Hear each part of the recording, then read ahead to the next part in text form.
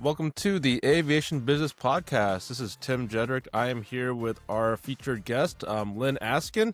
I had met him a few times actually over the years. We're both part of a mastermind called Seven Figure Agency, and he does a lot of good work here with EOS. We've talked about EOS before in our channel. So we had Randy a few days ago. We've also had a few webinars on EOS. I've kind of presented on EOS.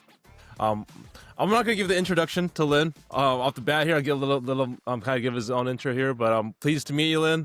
Welcome to the Aviation Business Podcast. Yeah, hey, it's great to be here. I appreciate it. Yeah, can you give us a quick introduction about who you are and what like kind of your career and how did you end up to where you are today? Sure. Yeah, absolutely. Tim, I've been an entrepreneur my whole life. I grew up in a house with a lot of love, but not a lot of money. And I think that made me entrepreneurial at a young age, as if there was anything that I ever wanted, I had to definitely earn it and make that money on my own. And so, again, my parents gave me everything I needed, but we didn't have a lot of money, so I didn't always get everything I wanted, which is typical for a kid. I had a paper out when I was 8 or 9 years old. I started a mobile disc jockey business in my teens. Started building computers in my 20s. Built one of the first online auctions in 1996. Predated eBay. Built my first e-commerce store in 1997, and then over the next 26 years, built a pretty good sized marketing agency, helping people grow their business online. In 2020, I suffered a massive pulmonary embolism. I collapsed in my yard, and it was a pretty good wake up call. And what I realized at that point was that if I had died that day, my business would have died with me. And it's when I found EOS, and I found the Entrepreneurial Operating System. Now, to be fair, I actually read the book in 2014, but late 2020, early 2021, I really needed it. I had read the book and thought, oh, that's nice. I wish I could do that, and put it on the shelf with all the rest. And then in 2021, early 2020, I hired a professional EOS implementer. And the transformation in my business was remarkable. We went from 10 employees to 27. We 3x'd our revenue. We 7x'd our profits. I was able to take myself out of the day-to-day operations, ultimately led to a successful acquisition of our agency.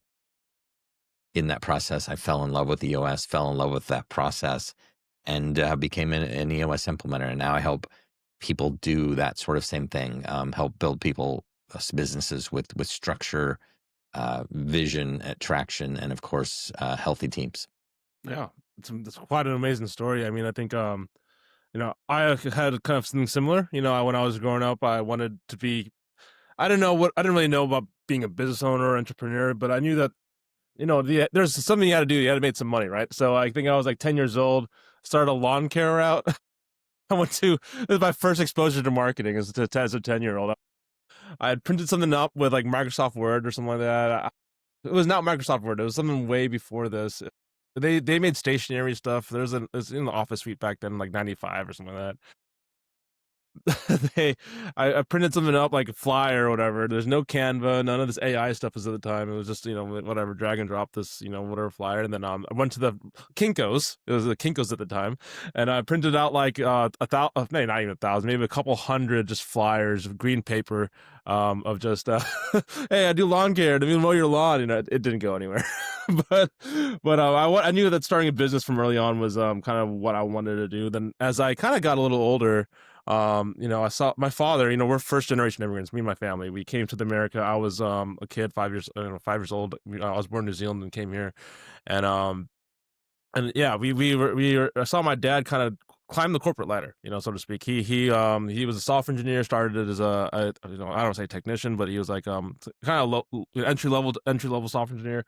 And kind of ballooned his way up all the way in this career ladder to, a consultant, senior developer, and all this stuff. He works now for MasterCard, as he does like database management and does a lot of transaction stuff. I don't know, but he climbed this ladder, and then there's all of these. It was not really a problem with finances per se, but it's more so like we had gotten to a certain point in the American dream. and there's more to it, and I think, his lifetime, he's nearing retirement now.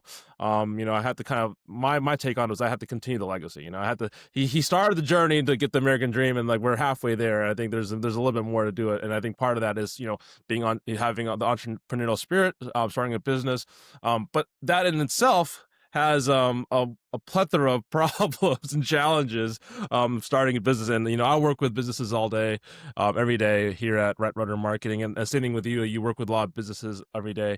What are some of the common, I guess, challenges, I guess, for a business owner to really scale and be successful? I think there's a lot of, I keep an open-ended question here. Like, what are some of the things that you see when you're working with other agencies, other small businesses, when you try to implement the EOS system? What are some of the biggest like challenges and obstacles that are really in their way to like prevent them from being successful? Oh, there's a handful for sure. First one I want to talk about is profit or lack thereof. If I'm not being super clear, a lot of us start these businesses thinking we're gonna have all this freedom of time, freedom of money, and and again, for most of us, yeah, that's just not exactly the case. Um, People, uh, you have people in your business. We probably have some people problems. People are challenging. I mean, I don't know a single entrepreneur that's not at least a little bit frustrated with his people, his staff, his team, his clients, his vendors, his spouse. Sometimes the people in traffic, like people are frustrating, and so having a way to kind of manage that is really important. And but what I see the most is that for most entrepreneurs, the business is running them and not the other way around. Most entrepreneurs don't have a real system. They were good at something, and so they started a business.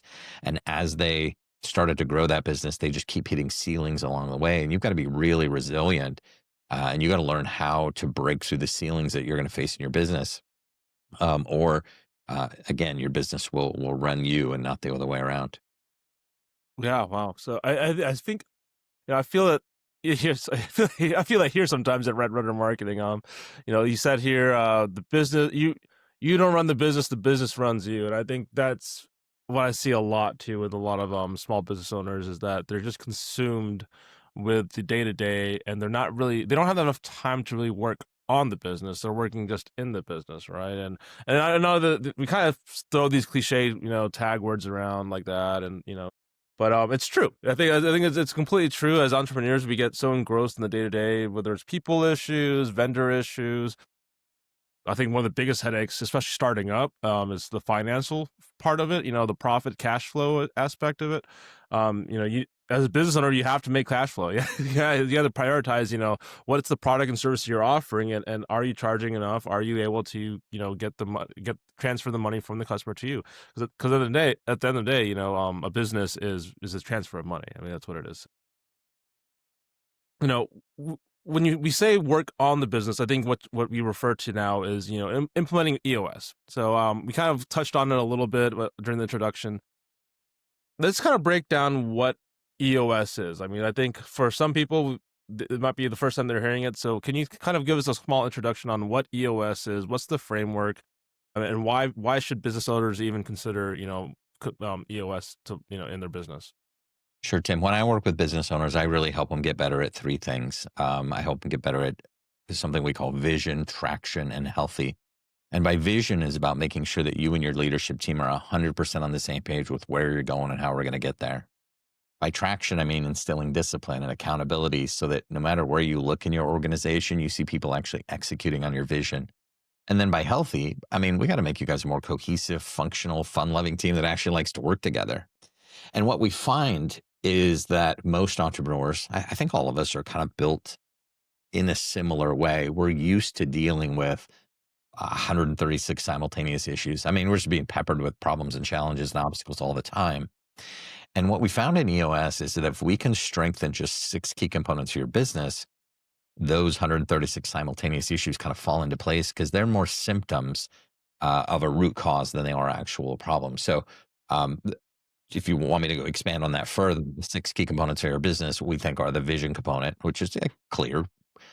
We need to get everybody on the same page where we're going, how we're going to get there. We need to have people. I mean, we can never achieve a great vision without great people. And so we got to strengthen our people component. And that's really about getting the right people in the right seats. Then we're going to strengthen our data component. Our data component is really about running your business on real facts and figures and numbers, and not just that subjective emotions that so often drives our decision making in our business. And what we find is when you get your vision component strong and your people component strong and your data component strong, your business becomes more transparent, and all of those challenges and obstacles and problems and those things just start popping out at us. We call all of those things issues in EOS. And so we got to strengthen your issues component. We got to make sure you guys are getting really good at solving the issues as they arise in your business. Well, then of course the component number 5 is our process component. And this is really just about realizing we have a handful of core processes that have to be done the right way and the best way every time. We're going to take those processes, we're going to document them, we're going to simplify them, we're going to get them followed by all. And that brings us to the traction component. That sort of sits at the bottom of our model. There's no coincidence that vision is at the top and traction is at the bottom, because if you can't bring your vision down to the ground and execute on it with discipline and accountability, we like to say that vision without traction is hallucination. And so we find that if we can get you to 80% stronger or better in each of those 6 key components, you will run a truly great business and live a better life. But if we're completely honest, most of us are only about 20% strong, and we're sort of succeeding in spite of ourselves. So ours is a system. It's a business framework that will help you systemize this process of getting what you want from your business. So when you part of your day-to-day is really implementing this type of system, right? So you're, as a EOS implementer, what you do kind of is you go around to other businesses, other small businesses, and you implement this framework, which involves the vision component, the data component, people, process, issues, and traction, right? So we kind of went around this the other day during a webinar, I think, or during a podcast. We talked about different components of this, like your vision component, the data component. I want to kind of, take the time this time around, in this episode at least, to kind of go over some of the tools that are being used in EOS. So I think one of the biggest ones what we do at least in Right Rudder, we start with a VTO. So the VTO is the Vision Traction Organizer. Correct me if I'm wrong, because I'm not an EOS master or anything like that. Everything you said so far is correct. what I've done, at least for my company, and I have not yet got someone to come into my my business yet to consult me and kind of implement this 100% yet, or no, I don't think I'm at that level. But what I have done is I've already read the book. I've read so you've also mentioned the book too. So let's talk about the book. E-Myth Revisited is a good one. That's kind of just the overall. It's a story, really. It's a story about this business owner and how she had a bakery, I think, if I remember this right. And then eventually it has principles of EOS in there, and then it's a good story to read. But then what really got me going was the book from Gino Wickman. That's Traction. And Traction is really the step-by-step playbook of how to implement EOS in your business. And I read that book, and I read the book at least 5 times. So, and I've even given this book to some of our customers in our flight schools, because I've seen them struggle with their business and things that I don't have a hold in at this current moment. So we do marketing, right? So we do a lot of, ads, we do Google ads, Facebook ads, we do website design, SEO. But I noticed that there's other components of the business that's missing for them, and I'm like, hey, you need to have some type of, system, and I recommend EOS. Here's the book, read it, do as you please. But I mean, it's like, here it is. So that's kind of my background with EOS, but, I have implemented parts of this, parts of the system in our business, and we've seen great success. We got into where we are today we wouldn't be where we are today without EOS. And one of the things we do every quarter, and we just actually had our meeting last week, is the senior managers of the board of the business meets. So for me, it was my ops manager, it was my marketing manager, it was myself as the implementer, and then also my wife as part of the board and part owner of the company. We all met together. We kind of went through the VTO. So let's talk about what the VTO is. So what is the VTO, and what is the Vision Traction Organizer? So a couple of things really quickly. We talked about books. For clarity, the E-Myth Revisit is a fantastic book. It's one of the first books I ever read on on business structure. It's by Michael Gerber, and it's fantastic. It is not one of the books of the EOS library, so it's not related to EOS at all. The first EOS book is the book Traction, and it's a fantastic guide to EOS. It is the step-by-step. For most of us kind of visionary guys, there's another book called Get a Grip. That's the story or the fable of EOS. And it walks through like a creative agency and their process to implementing EOS. And it's really fantastic. Now, there's a lot of other books in the EOS library. There's a process book, and there's a book on data, and there's a book on people and things like that. But those two are really good. And then there's How to Be a Great Boss. There's another one called Rocket Fuel, talks about the relationship between the visionary and integrators. So just for clarity on the books, I just wanted to give you that. The VTO is one of the tools that we use to get clarity on your business. When we do strategic planning in EOS, we do something really, really complicated. We answer 8 questions, right? And so we everything about EOS is really designed to simplify these processes. And so we have 8 questions in the VTO. It's the Vision Traction Organizer. I call it the VTO for short. The 8 questions in that book are like our playbook. They hold the answers to all the important decisions that we've made about our business. It is essentially a 2-page business plan that we can refer back to. So I want to walk you through the 8 questions in the VTO really quickly. The first being, what are your core values? The core values are an essential set of guiding principles that define who you are as a business and what do you want from the core and the culture of the business. Essentially, it ends up being like a set of rules that the employees must live by to be considered a great employee here. It defines who we are. Second question on the VTO is, what is our core focus? So what is it? Where does our purpose and our cause and our passion kind of intersect with our niche? What do we do better than anybody else? What do we love to do? Why do we do it? And what do we do better than anyone else? And that becomes a driving principle just to keep us aligned. A lot of us have shiny object syndrome, and we get distracted. And you could be. What is that shiny object? 'Cause I think I have a lot of that. What is shiny object syndrome? I mean, essentially, you're like, all right, I'm Tim. I'm running a marketing agency for flight schools, and they're like, oh, I think I'm going to buy a laundromat. Well, there's a shiny object over there that looks pretty cool, but getting you focused on your core focus and doing what you love to do and you're great at. Dan Sullivan calls it your unique ability. It's like, what's that thing that you just love to do? And now, and again, I'm mixing up your core focus here a little bit, but really your core focus is, man, what's your purpose, your cause, your passion? I looked at your website. I see your purpose, your cause, or passion is to help 100 flight schools, double their number of students or double their revenue. And so that's a great focus for you. And you guys stay really dialed in on that. That's a great focus. So third question, let's get to that, would be your big, hairy, audacious goal, or we call it your 10-year target.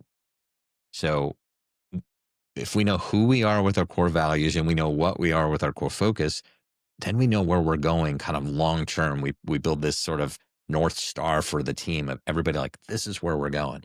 And that's that's where we're headed. Fourth question on the VTO is, what is your marketing strategy? Okay. This is really simple. This is about figuring out who should we talk to and what should we say to them to get the biggest bang for our buck. Now, there's 4 parts to it, and it's a little more complex than this conversation needs, but really what we're simplifying this down to those 2 things. Who should we talk to and what should we say to them to get our biggest bang for our, the sales and marketing energy that we're putting out there? So this is kind of an open-ended question, So a lot of in our industry, at least, a lot of times when we start a business, for, let's say, aviation, in the past there was not really a need for marketing. I mean, there's certain airports in certain areas, they're by certain jurisdictions. So there's already a finite number of airports, and then basically all they had to do is set up shop and people came. I don't agree with that anymore. I mean, I think now there's now in these days in the modern world, there's we have the internet, so a lot of people aren't just going to drive to the airport and just say, hey, I want flight lessons. So I think there is a very big part of marketing that's important. But can you explain to us, like, you kind of mentioned there's only two components of the marketing system, but there's actually like a lot more that goes into marketing a business, right? So what does if I'm just starting out, if I'm let's just pretend I'm just starting a new business, um, how much should I really be focusing on my marketing plan, and what does the marketing plan really entail? Yeah, and for clarity, there's actually four parts to our marketing strategy, but we do still simplify it ultimately down to who it is. If you could get your ideal student in front of you, what would you say to them that would position you differently and better than your competitor? Uh, I think that's a good example of flight schools. There are three here in Lafayette, Louisiana. I think maybe four. Really? I've wanted to be a pilot my whole life. I've got a flight simulator sitting right over there. I've passed the written already. I just haven't gotten the flight hours. And so I you probably didn't know that about me, but I didn't know that at all. I didn't know that at all. I need to go pick a flight school. I need to go get my hours in. And so, where do I go? Which one of those three do I go to? Well, it's probably the one that I see every day on my Facebook feed. It's probably the one that I see every time that I open up my browser window. The one that's either marketing to me or is doing a great job of social or organically showing what it looks like to go to school there and seeing people being successful and seeing their planes and their materials. Like, if you don't have a website, you don't have a even if I'm searching for it, man, I want to see your planes. I want to see your students being successful. I want to see what it looks like to go to school there. I want to see all of that before I even pick up the phone. And so, yeah, and of course, I will go and I'll visit each of them and I'll get a feel for them. But my first impression is going to be a huge part of my decision. And your online presence is really important. What I liked about what you said there is that you want to check their website out and check their kind of what they have going on, but what you really cared about is did they have students that were successful? Did they have case studies of people that went through the program, and then that if you see that other students were able to go through the program and be successful, then maybe I am as well. I'm able to do that. So I think a lot of people focus on the planes or like, oh, look at our fleet, look at our office, and it's like, well, how many students? What have you done with the planes in the office? What have you done with your business to actually create value for your end customer, which is your students, right? So what do you call it? Our mentor, Josh Nelson, he said, you got to sell the hole, not the drill. This is what we say here. So for us, it's always about making sure that you look at what our target market is, look at your target student, and really understand what they're looking for, right? It's a kind of is that kind of correct? Or Yeah, no, I think what's really interesting about that is I am a different demographic than most flight schools would maybe possibly be after. So if I'm thinking about me, I'm 55. I'm a guy who's in a good financial position. I can go get my flight hours in, and I'm going to buy a plane, right? I'm not going to go be I'm not going to go fly for the airlines. I'm not trying to get in a regional. I'm not trying to get in my hours so I can go commercial. That's not what I'm after. And so if your flight school is after, you know, building, pilots for corporate, well, then I might not be your target market, and you might advertise to me differently than you would to them. And so it's really important to understand your ideal prospect. Now, if your ideal prospect is me, I think you need to speak to me differently than you would speak to somebody who is thinking doing this as a career. And so that is two different target markets. And, and I don't know what yours is in your particular school, but make sure you dial that in because that is a different message. well, you hear it right here in the show right now. So this is a successful entrepreneur. He's thinking about getting his private pilot. I think I bring this up because a lot of the flight schools are just purely focused on the zero to hero track, the career track, getting people in the airlines. And yes, I understand that there's a lot of money in that, but there is a significant population out there, Lyn included in this, that is looking to get flight training. That's that they're not trying to go to airlines. They're mid career and maybe near retired or maybe your 30s, 40s, 50s. But they're financially backed. They have money, but they want to they want to fly the weekend. They want to buy their own plane. They want to do their own thing. General aviation is coming back up. I think a lot of people, we focus on, hey, we got to get this $100,000 deal, to get zero to hero instrument commercial CFI and everything. Get these students in, but in reality, the market's starting to change, and I think we see that just evidence here. There are people out there that are looking to do this as a hobby or as for fun, as part of a lifestyle, and not necessarily to go to the airlines. And I think it's there's a lot of people like Lyn that's out there too. It's not just Lyn's not the only one. There's a lot of business owners out there, and a lot of doctors and lawyers and let's say affluent people that are also looking to become pilots that are maybe not going to the airline. So keep that in mind for all the audience members too. That there's different markets you want to do, and I think what we're kind of focusing on, kind of bring it back to the conversation. We kind of went in a segue here, but really it's about defining your target market, right? Defining your target people. We like to call that, I think, what's called the avatar of your business. The the main target. Is that correct? In EOS, we just call it your target market. It's part of one of the 4 steps of the marketing strategy. Who's your target or ideal client? Now, your ideal client might not be me, and that's okay. But I do know 4 or 5 pilots right in our small digital marketing community of a couple hundred agencies, and so my check's not going to bounce. Our checks aren't good about. I'm gonna be able to afford to come and fly every week or so, and things like that. And so there is for some flight schools that might be right, and for some it's like let's go get students and turn them into pilots. And again, I don't know what the right thing for you is, but you need to know what the right thing for you is, and so it's really important to dial in that marketing strategy for yourself. What I like to do for that part of the VTO is I forgot who's the name. Is it Mike McAllowitz or something like that, or someone had like I forgot who. I'm probably giving the wrong attribution here. It's called the one-page marketing plan. That's Alan Dibb. Yeah, Alan Dibb. Yeah, so Alan Dibb had the one-page marketing plan. So for us in the VCO for that section, we literally just copy and paste the one-page marketing plan from Alan Dibb and put it into our VTO. So that one had 3 components, which is like how do you get your leads, how to close your leads, and how to retain your leads and get referrals. It's kind of what we focused on. But everyone has different flavors of what they do, and I mean, I just kind of share what I do for my business, but obviously there's different ways to implement this, and I think Lyn has a wealth of knowledge of he's worked with varieties of business, not just flight schools or marketing agencies. He's worked with all of them. So I like to hear the take on the other industries and other places and how they become successful too, because marketing agencies and flight schools aren't the only businesses out there. I mean, you can have a laundromat and still make it. Could be a multiple 7-figure business. I mean, so. No, you have to decide what you want, and the thing about EOS is you got to be careful what you ask for, because with EOS we're going to get it. Whatever it is that we sit down and we write out in that VTO, that's our plan. We're going to take that plan. Oh, this is a perfect segue into question number 5 or 6 here. So we talked about marketing strategy. The next thing is your 3-year picture. And so getting into 3-year picture, we actually map out visually, what does it look like for us? What does success look like for us in 3 years? What's going to be our revenue, our profit, our measurables? How many team members? What's that look like for them? What does this company look like visually? Like, I want you to be able to close your eyes. I want you to be able to see it and smell it and taste it and like just go, oh my God, that's where we're going to be just 3 short years from now. And then we take that and we move that down and we create a 1-year plan.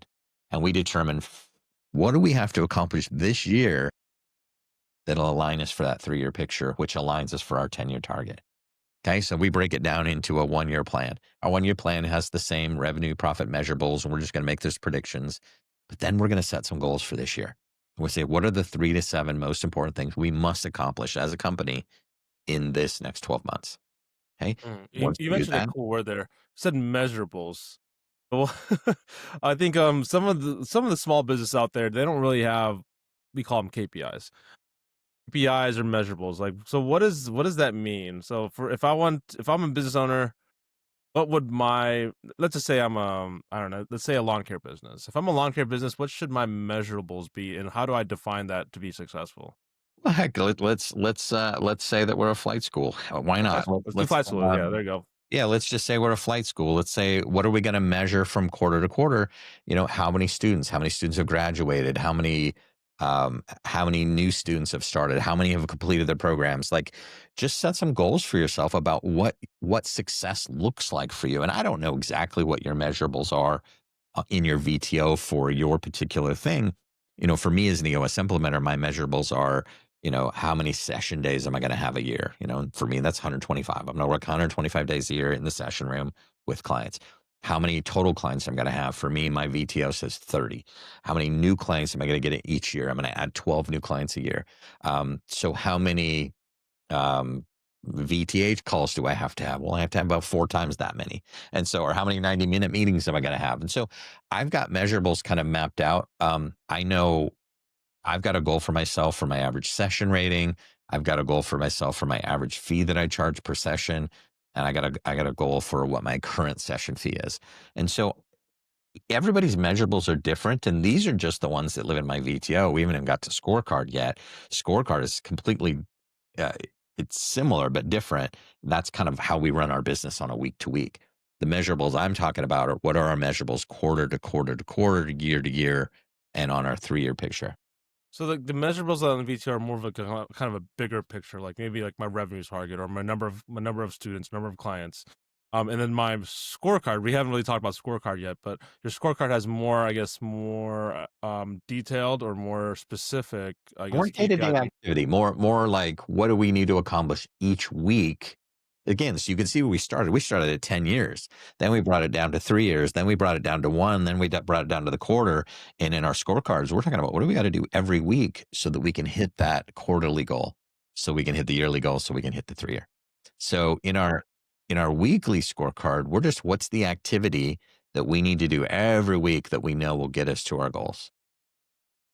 And from each department, I mean, you got to be able to look at your scorecard from anywhere in the world and say, hey, is sales having a good week or a bad week?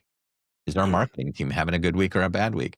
Are our students happy? Are our employees happy? And do we have enough money in the bank? Like we have to know those things at a weekly basis. And I want you to be able to see that from anywhere in the world. You get a scorecard. I think some there's a decent amount of schools that have some type of system put in place. I don't want to say that schools don't have any of this stuff implemented. Kind of what we said, most companies have some components of the EOS already implemented, but I think having a clear direction or a framework to really base it off of and really to build it up is kind of what we're talking about. I think a lot of, if you don't go into business, you're not going to be somewhat successful or somewhat you're not going to be able to stay in business for more than a year if you don't have some of these things like outlined. For example, you're maybe you don't have core values, but you might have a mission statement. So you kind of have your idea of where you want to go. You have an idea of like what you want to do, but maybe you haven't distilled it down into your actual goals, quarterly goals, 10-year target. Maybe you haven't done that yet. So I think everyone's in different stages of business and everyone's in different stages of life, and I think as you continue the journey of entrepreneurship, it's a challenge. There's going to be new challenges all the time. We talked about the VTO, kind of gone to the towards the end of it. I think you kind of hit on the last part of it, which was the quarterly stuff, right? So there's we call them in the EOS world rocks. Is that correct? Call them rocks, and rocks are really the quarterly goals for your business that support the 1-year goal, and then the 1-year goal again supports the 3-year goal, then eventually the 10. Is this correct? So a rock, by definition, is your biggest priority for the next 90 days. And so we set 3 to 7 company rocks and some individual rocks for possibly other people on your team. And we say 3 to 7, not 37, because when everything's important, nothing's important. So we get really clear. And rocks is a term that came from Stephen Covey. It was popularized by Vern Harnish. But the idea of a rock was, Stephen Covey had this cylinder of a glass cylinder, and next to it, he had to have a pile of rocks, he had a pile of pebbles, he had a pile of sand, and he had a glass of water. And he was demonstrating in the terms of like, what's my available time do I have? And the rocks were like the important things, and the pebbles were kind of day-to-day stuff, and then the sand was our distractions, and water was everything else. And if you put those things into that cylinder the wrong order, they don't fit.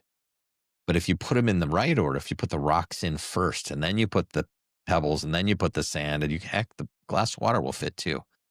The point of that story is you guys got to put the big things first. When we focus on the most important things in our business first, everything will get done. If we're focused on the distractions in the day-to-day, we'll forget about the big picture. We won't get where we want to go. I think it was Yogi Berra. I think Yogi Berra said, if you don't know where you're going, you'll end up someplace else. Something close to that. You mentioned some good authors We there. got to So set you mentioned Steve Covey. I don't know. I know that name sounds very familiar. I know I've read a few of his books. Because like I think as any entrepreneur or any business owner, you should be reading nonstop. You need to keep reading books. Oh, Steve Covey was a good one. And then you also mentioned Vern Harnish. That one maybe is not as famous, but actually I have heard of him. The only reason I heard of him was because he had a presentation in St. Louis, where I'm based out of, and it was like, "Oh, grow your business." I'm like, "Okay, I'll attend the seminar." And he had some really good stuff. It's not EOS. It's like but it's another kind of framework of growing your business, and he does something kind of similar as well. I think just my takeaway here is look for the resources out there. I know we don't have time in the day, but make some time in your day to build your knowledge up. I think one of our core values is improving ourselves, right? It's continuous improvement, and part of that is always learning and always getting new skills and new knowledge, whether that's aviation knowledge, whether that's business knowledge, financial mastery, whatever it is that will make you be successful. I think you have to continue to study that. So do you have any recommendations for for our listeners, some good reading materials to look over? We kind of mentioned a few here. We mentioned Gina Wickman. So you have like Traction, you have Fueled, you have a lot of other stuff from Gina Wickman. We kind of mentioned Stephen Covey and also Vane Harnish. Is there any other authors you might recommend to our audience to kind of and also to me? I want to kind of want to Yeah, know. yeah, for sure. One of the things that we were talking about, and what I want to caution you is just reading the book is not enough, because knowing what to do and doing it are two entirely different things. Um, Knowing what to do doesn't feed your family. Doing it is the thing that feeds your family. And so one of the books that I absolutely love is this book called Outgrow. It's by Alex Golfane. Good one. It is really about sales, but it's about building relationships, and it's about doing the effort that it takes to build great relationships with your clients, with your prospects. I'm just a huge fan of Alex and his books. They're all around sales, and actually, the concept is, knowing what to do is not enough. You know, we There's a term for this in it's nothing in not in like Outgrow, any of our nothing in any communities. of these books is like this universally mind-blowing thing. It's all very common knowledge. Knowing what to do and doing it is two completely different things. Have you heard of the term mental masturbation? Have you heard of this one before? Yes. So it's like you read a bunch of tutorials, you look a lot of YouTube videos, you read a lot of books, but you don't get anything done. It's like, oh my gosh, I think that's what separates the successful people. To be honest with you, it's a matter of just doing the work. I know it sucks, but just doing the work is what gets you going. Unfortunately, so sometimes you just gotta if it's wrenching on a car or wrenching on a plane or something like that, or if it's building the business, coming in early, doing what you need to do. You just got to do it. Unfortunately, you can't just read a book and expect the best. But I do think that the books and the knowledge is very helpful. So that's why I did bring that up. Because I like to always get recommendations from people, just because I don't know. The more I grow the business and read the books, I'm always looking for new ones because I think I've gone to the main ones already. Yeah, I'm Seven a Habits very of Effective People or EOS, Traction. Profit First was a good one behind me. Uh, Secrets of a Millionaire Mind, by the way, that's a good one too. But a anyway, great book. I was always curious what other people are reading because if it's something that can benefit my business or my company, then I want to read it. So, Yeah, I'm a voracious reader. I read business book after business book after business book, and so but I also take the time to grab those nuggets out, and I give myself permission. If I start a business book and I'm like, I don't force myself to read the whole thing if I don't like it. Like I don't, if this isn't what I thought it was going to be, I'm okay putting it down and picking up something else. I'm totally okay with that. I think it's really important to take action though. Like map out what are your top two or three takeaways. What are my next steps? What am I going to actually do from this, and go out and actually do it. And I think that's where EOS is different than a lot of things. It is the framework on which you actually get things done, versus just more knowledge. It is simple tool. There's no magic beans. There's no silver bullets. It is just a simple framework of simple, real world, practical tools that'll help you get what you want from your business. So we brought some of the tools up already. We brought up the VTO. What are some other tools that maybe we can discuss and kind of break through? Like I have a few in my that we do here, right, where we have like the issues list, we have the accountability chart. Maybe I'm missing some other ones. What are some of the, so what is the golden nugget you can give the audience here for Yeah, implementing let me EOS? start with the five foundational tools of EOS. So the five foundational tools, the 80/20, if you would, of EOS. If you only got graded these five tools, you would have a better business and have a better life. They're number one, the VTO. That's the Vision Traction Organizer. That's about really getting dialed in about where you're going, how you're going to get there, and then getting that shared by the team. And if you got to get your team all rowing in the same direction. The second major tool is the accountability chart. Now, this is really about building. It's a future-looking tool. It's not an org chart. It is not what does your business look like today. It is what is the structure or the major functions of our business that we have to have in place so that we can be successful over the next 6 to 12 months. And so we build the accountability chart. We map out the functions, then we map out the roles and responsibilities, and we take a structure first, people second approach to this. Because I want to look at this like the board of directors. Let's imagine we just bought our business. We're looking at it with fresh eyes for the first time. What does this need to look like for us to be successful? And then and only then, once we've mapped out those functions and the roles and responsibilities, do we start putting the right people in the right seats. Okay. There's some tools around right people, right seats that I can talk about in a minute, but I want to get through the five foundational tools first. So we've got the VTO, we've got the accountability chart. The second is rocks. Rocks are the tool that will take your business one step forward every single quarter. A really good example here is when Gino founded EOS. He had a mentor. He ended up becoming the second EOS implementer. His name was Don Tinney. And Don told me this story directly. But he said, I asked Gino, where are you going with this EOS thing? And Gino said, I'm going to have 10,000 companies running on EOS. That's 20 years ago. And Don said, well, how many do you have now? And Gino said, 53. And Don chuckled. He's like, how the hell are you going to do that? And Gino said, 90 days at a time. I imagine at that point, he dropped the mic and, 90 days at a time is how we do everything. And so it's really important. How do you eat an elephant? One bite at a time. How do you get to 10,000 clients? 90 days at a time. And so the rocks are the thing that moves us forward every 90 days. The next foundational tool is the level 10 meeting or the meeting pulse. And the meeting pulse is, we meet for a 2-day annual, we meet each quarter. And then between those quarters, we have a regular meeting pulse of a level 10 meeting every week. Now, there's a level 10 meeting agenda that we could talk about, but the tool itself is the meeting pulse. And then the last tool of the five foundational is the scorecard. So having a great scorecard so that you can really get a grip on your business, really see how your business is operating on a day-to-day or week-to-week basis, that's the scorecard. So those are the five foundational tools of EOS. That's the 80/20. Now, there are other tools, but if you're talking about what are the 20% of the steps to get me 80% of the way there, it's those five. Yeah, we've implemented, I think, to some degree, those five tools in our business already. Just because I know that we want to get the 80% of it at least. We want to get the bang for the buck here. Speaking of that, we have our level 10 meeting actually later today. So I have my own format for level 10, but I'm curious to hear like what is I guess your prescribed method of the level 10. Before I share like what we do, I want to kind of hear what is the level 10, and also what's your typical format of this meeting. Yeah, really important that my teams run EOS as purely as possible. It is nearly a perfect system. And so the level 10 meeting agenda, it starts. So I'll tell you this about the level 10 meeting. It's the same day. It's the same time. Use the same agenda. It starts on time and it ends on time.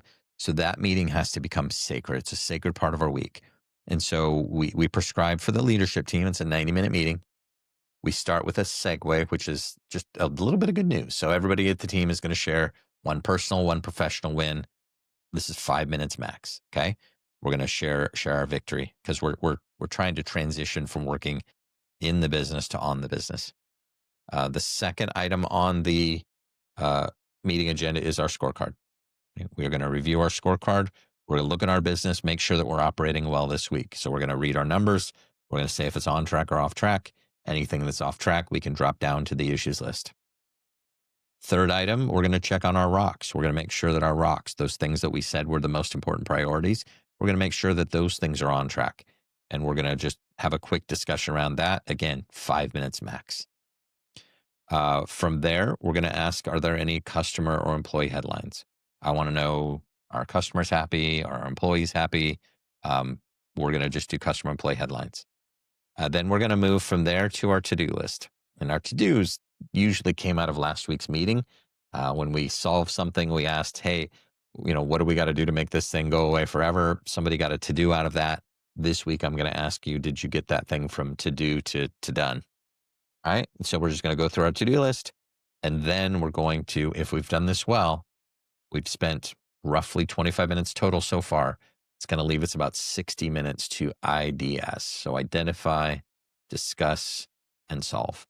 This is where we take our issues list and we look it over and we prioritize the most important things we need to solve this week in our business. We number them number 1, number 2, number 3, and then we tackle number 1. So in that, we identify the issue, which means we're really trying to get to the root cause of it. We got to be careful here because what's written on the issues list is most often just a symptom of a deeper root cause. So we need to understand, why is this happening? Okay, but why is it happening? Okay, but why is that happening? And if we can do that enough, we can get to the real cause and we can solve it at the root and we can make the problem go away forever. Once we identify, then we move to discuss. So we discuss briefly our what do you think? What do you think? What do you think? And then we move to solve. And when we solve it, that usually becomes a to-do for somebody and we cross it off the list and we move on to number 2. And then we identify, discuss, and solve, cross it off the list, move to number 3, identify, discuss, solve. And we do that until 5 minutes left to go in the meeting. And so every week we're tackling the biggest challenges we have in our business. We're solving them at the root and we're making them go away forever. And then we get to move on to a new set of issues. I wish I could tell you that we could solve every issue you're ever going to have in your business, Tim, but I will tell you that issues never end. No, I know that. I think no matter what you do, here's how I understand issues and challenges, right? I mean, you as a person, as a business owner, is a certain level. So let's say I'm a level 5 or something, and no matter what, there's gonna be problems that come your way. Let's say a level 4 problem comes your way, and it's a really big problem, and but you can tackle it, and that's just, it's never gonna end. But then by solving that problem, you actually level up yourself. And eventually, so if you see, let's say, a level 10 problem, you're a level 5 person, and they say, I don't know, level 10 could be you getting sued or something like that. I don't know. Maybe an airplane had a crash. Knock on wood. Yeah, But if you're only a level 3 or level 4 person, you're gonna be flipping your shit. You're gonna be freaking out. On the other hand, if you've already solved this problem in the past, you're gonna have an easier time solving this problem, and you're gonna have a newer problem that might be bigger. Maybe you're dealing with an M&A now. Maybe you're dealing with something different. No matter where you are in your journey, there will always be challenges, and your job as the business owner really is to solve those problems. I mean, that's kind of our jobs as owners, founders, CEOs, whatever it is. Our job is really to find the problems and to fix them, and then to motivate and to inspire our team to do the best job possible. I got a lot of golden nuggets just from listening to you here, because we have our level 10 meeting every week. And a lot of times it actually goes over. We put it for an hour, but now I'm like, hey, we probably need an hour and a half for this meeting. And what I found is that as we go through the metrics, the scorecard, and the numbers, what my team does, and I'm probably the main reason why, we'll start discussing the problems then and there. It's like, oh, this number is down. Why is this number down? Or you said if you have the highlights for the customer, right? We'll go over the customers, like, hey, which of our customers are yellow? We have a traffic light system. That's how we kind of measure success for our flight schools. Like, is this a red light or a green light or yellow light? And then if this is a yellow light, why is this flight school not doing too good? Or why does this flight school feel this way? And we'll drill that down, but we do that right as we're talking about the metrics. We don't really save it towards the end. So really, we're kind of on the rails here, and we're just kind of the conversation goes everywhere. I think from my takeaway from just talking to you, Lyn, right now is make it a little more organized, make it more structured. One of the takeaways I had to just listening to you was the wins part. So we one of the things that we always do for our meetings is we go over our core values and we go over our wins. That's like the introduction of the meeting. So whether it's a daily huddle, whether that's an ops meeting, whether that's my level 10 meeting, my rocks meeting, my issues meeting, whatever it is, whatever meeting I'm having in a business setting, we go over we have a core value. So we have, let's say, 3 core values. We talk about one of them, and for like 1 minute say, hey, the core value of today is, let's say high quality or something like that, right? We'll talk a little bit about that for a minute, then we'll go to wins, and then someone has to share a win. And but then for the level 10 meeting, what you said here was share a personal win and share a company win. And what I do is, I normally just have an open forum, like, hey, give me your wins and let's write it down and let's get going. But I think that's such a better way to approach it, because you're asking each individual team member to really contribute to the discussion. I think a lot of times what happens in these type of meetings, especially the bigger, like the huddle meetings we have in the morning, with the entire team, like what happens is there's always like 1 or 2 people that are really dominant in the conversation. It might not be me. It might be one of my other team members, that are dominant in the conversation, but there are other people in your organization that have really profound and really good information that they need to convey, but they're being overshadowed by someone maybe a little more dominant in talking, right? So I like the idea of going around the room and asking everyone their win individually, and I think that's a great takeaway to start your meetings off. So we like to focus on the wins, because what we focus on expands. So so One that's of what the we. things, that's important, so just in our check-in, we asked for just one personal, one professional, and just give me some good news. I just want to hear some good news, and no win is too small. I mean, if sister had a baby, let me know. Got a new dog, let me know. Got an hour of alone time, let me know. Like, no victory is too small in that. And what that does is it allows us to get to know you outside of this office. It allows us to build team health, because the more I know you, the more I trust you. And so it's really deep. It's way deeper than just sharing a personal victory. It is about building camaraderie, understanding who you are outside of here. Because, when we get into Patrick Lencioni, we start talking about team health, and we start talking about that is built on a foundation of trust. And that trust comes from knowing each other well, and knowing, if I know you, then I can be open and honest with you, Tim, and I can tell you the truth. And I know that you and I will attack this problem together, and it's you and me versus the problem, versus it being you versus me.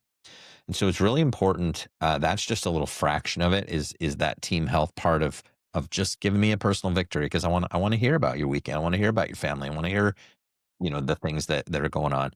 So that's really quick. Second thing you talked about is the scorecard metrics. Really important that we're just briefly hitting the numbers. And if it's off track or we need to discuss it, let's drop it down to the issues list, because we may have a fire down there. We may have something more important than that number. I don't know. So we're prioritizing when we get down to the bottom. So let's not talk about this thing that's not that important right this second. And so all we're really trying to do at this point is capturing issues. Hey, is that an issue? Does that need to go on the issues? Does that number's off? Does that need to go on the issues list? Your rock is off track. Does that need to go on the issues list? What about customer employee headlines? Tell me about, any good notes or bad notes, good reports, bad reports I have to hear about. Do we think we need to put that on the issues list? Now, I will tell you, in customer employee headlines, something you said was really interesting. You talked about your core values. My advice is, when you do customer and employee headlines and you give a shout out to a team member, tie it to a core value. Oh, I like that. Hey, I want to give Tim a shout out for delivering excellence this week. This is what he did. Tie every bit of praise to a core value. This is how you train and teach core values. Because in EOS, our core values aren't just a poster on the wall or on a mug. Teams don't learn from posters and mugs. They learn from using our core values to hire and fire and to review and to reward and to recognize. So our core values are such a huge part of what we do, because it defines what it means to be a good employee.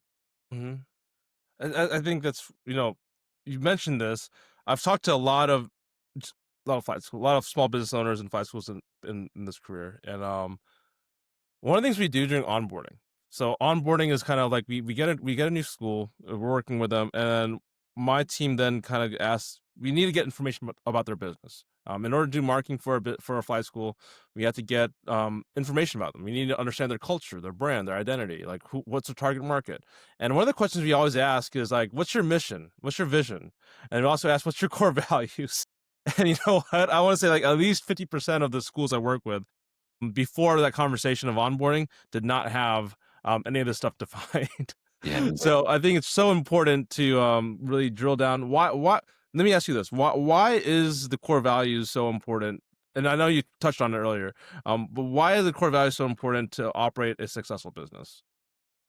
Core values define. So when we talk about this, comes from Jim Collins from his book Good to Great, and he described people in his organization as right people, right seats. The definition of being the right person is somebody who exemplifies our core values most of the time.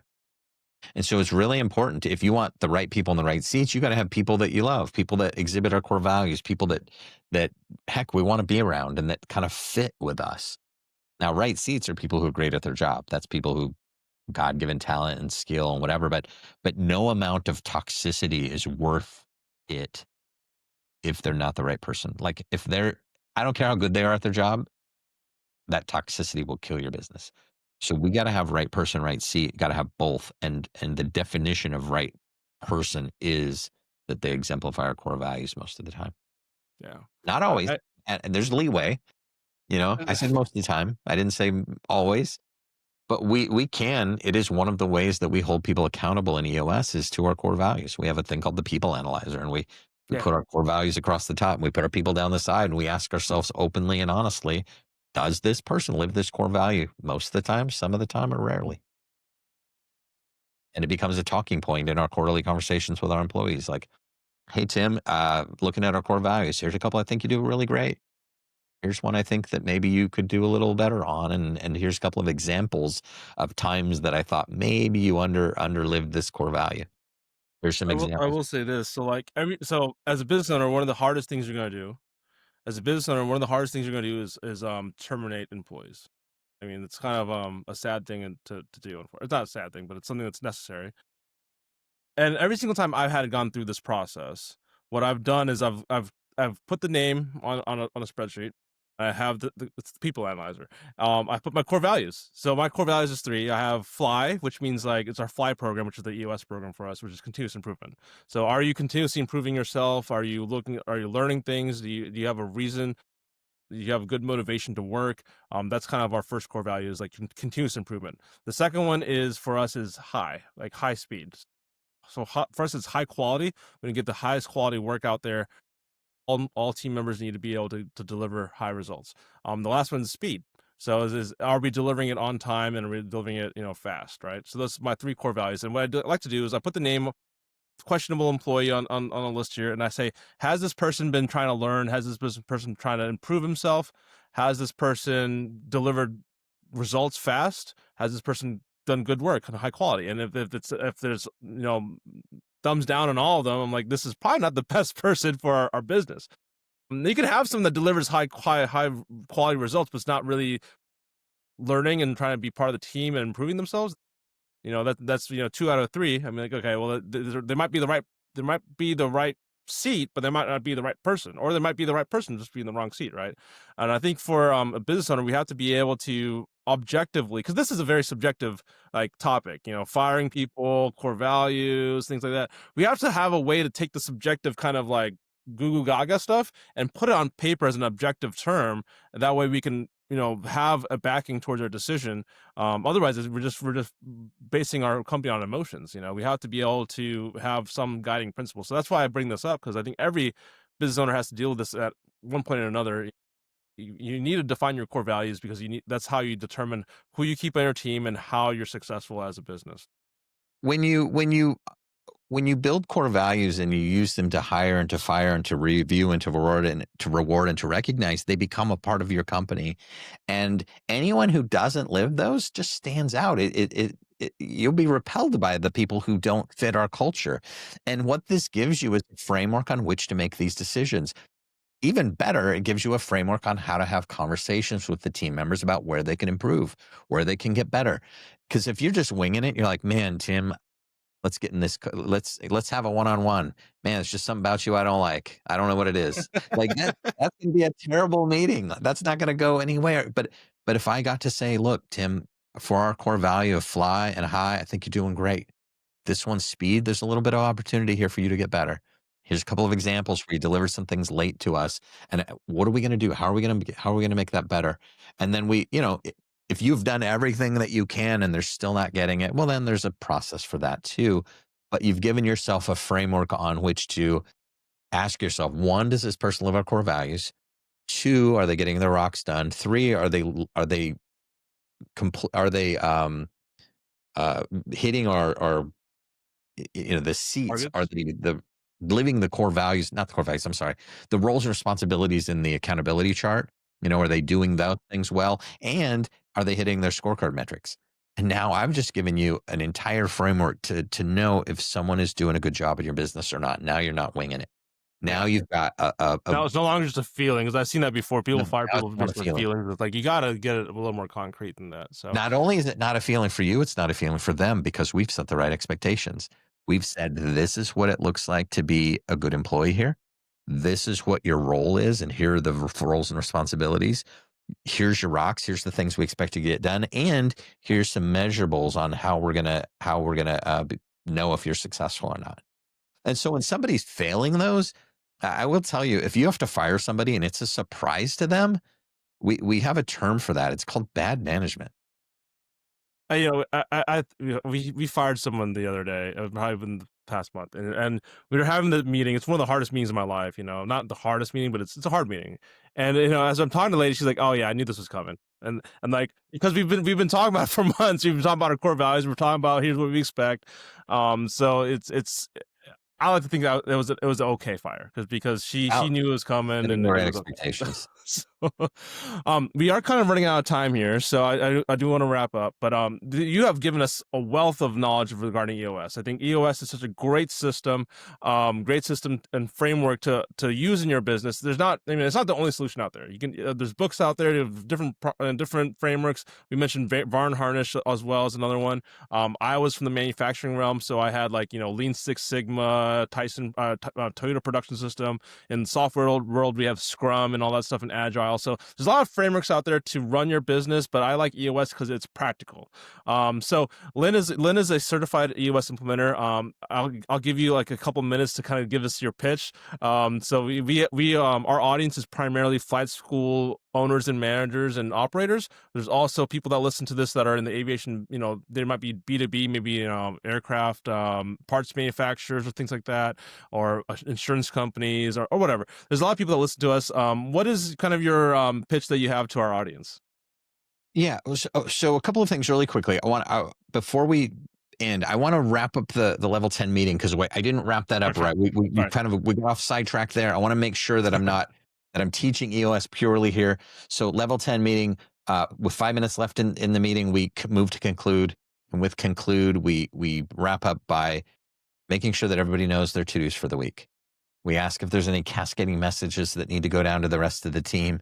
And then, of course, we always end our meeting by rating it on a scale of 1 to 10, 10 being the best. How effective was this meeting? Because what can be measured can be improved. So every week we're working together to try and make these meetings 10s, because in the our first session, I asked hey, how would you guys rate your meetings? And everybody says 4s and 5s.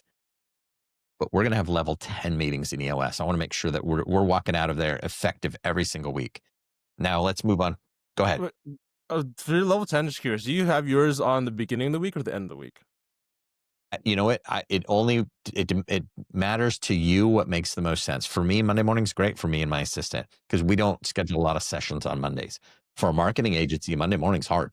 It's Monday morning's yeah, they are. We put them on Fridays, so I was just curious what you had there. So you have to choose the right date and time for you, but when you do, that time becomes sacred. Let's have it the same day, same time, starts on time, ends on time, same agenda every single week. Okay. No, sorry. Yeah, no, I know. I appreciate that because we've that's something that you're part of our level 10 now. We go off track all the time. No, I wanted to wrap up just because I want to respect everyone's time here. We do have some people on the call here, by the way. There's about 7-10 Great. people that have been listening on us live. So if you have questions, go and pop them in. I'm going to let Lyn kind of just give a small pitch about what his services, what he's offering to the community. So yeah, without further ado, Lyn, what you got? Sure. No, I'm not a big heavy pitch sales kind of guy here, but what I will tell you is this: if this is interesting to you at all, let's schedule a 90-minute meeting. It's absolutely free. Well, one, we can jump on a quick call. So let's take 5 or 10 minutes, see if it makes sense. The next step would be a 90-minute meeting with me and you and your leadership team. And what we're going to do in that meeting is I'm going to learn about you. You're going to learn about me. I'm going to open up the EOS fire hose, and I'm going to walk you through all of the tools we use to get what you want from your business.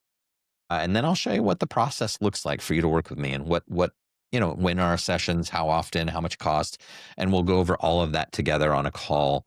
That meeting's absolutely free. It's 90 minutes. If you want to do that, just reach out to me. You can. I'm sure we can. How can we reach out to you?